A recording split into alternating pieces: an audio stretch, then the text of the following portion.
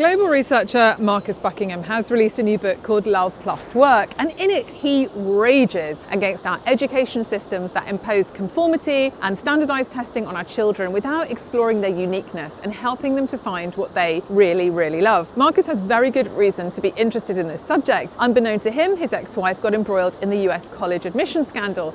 We help the wealthiest families in the US get their kids into school. She was arrested early one morning by the FBI with transcripts of her trying to bribe somebody to fix her son's test scores so that he could get into the right college. And the first that Marcus knew of it was when his kids called them when their mother had been arrested. Now, this is obviously a trauma for their family, and it's fascinating. There's a bit of me that, in addition to this book, would actually like to read a longer piece about the consequences and fallout from that experience. But what it leads Marcus to do is to really think about what it is that we do to children when we don't help them to understand the things that they are really gravitating to. He starts with telling us that only 16%, 1/6 of us, are fully engaged at work, which means that the rest of us are, to a greater or lesser extent, turning up for the paycheck, or perhaps working from home for the paycheck, as it is these days. Now, his theory on this is that we all have what he calls a weird. It's a Norse word, and it's a part of our unique spirit and identity, and in it are our red threads, the very specific things that interest us and engage us, the things that we are just naturally drawn to. And he believes that understanding those red threads, but not just in a general sense, not just I like books, very specifically, what kind of books do you love, what kind of problem solving do you love, will help us unlock a much happier society and a much happier world of work.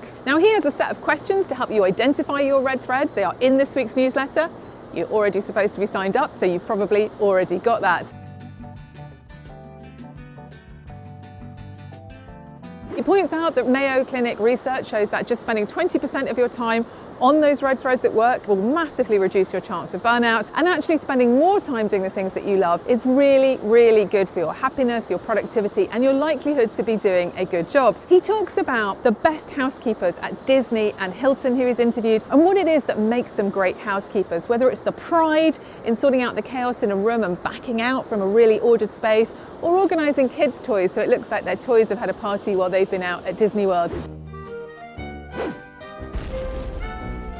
And understanding those motivations is, he thinks, essential to ourselves, but also to us as leaders. For leaders, there are a lot of lessons in here. And I think if you're somebody who sets tasks and sets projects and then is frustrated that people don't deliver in the way that you hoped or expected, this is a great book to read. Marcus encourages us to really understand our teams, what they love, what they loathe, what excites them, what they need help with, by spending 15 minutes every week one-on-one having those conversations, and says, if you don't have time for that, maybe you need to question your role as a leader. For anyone struggling with that, I think this is a great book. There's a lot in it. There's some really, really good stories and examples to work through. I think for me, though, there's still a little bit of my brain that's hankering for that deeper dive into the admission scandal and how a family gets to that place and what comes next from it. Next week, I really want to talk about 20-somethings at work. I keep seeing on Twitter and on LinkedIn huge sweeping generalizations about what 20-somethings want. It's not coming through as big generalizations in interviews that we're doing. We'd like to do more, so if you are interested in this subject and you have an organisation who might want to sponsor a deeper dive, please get in touch. I think we need to understand this much better.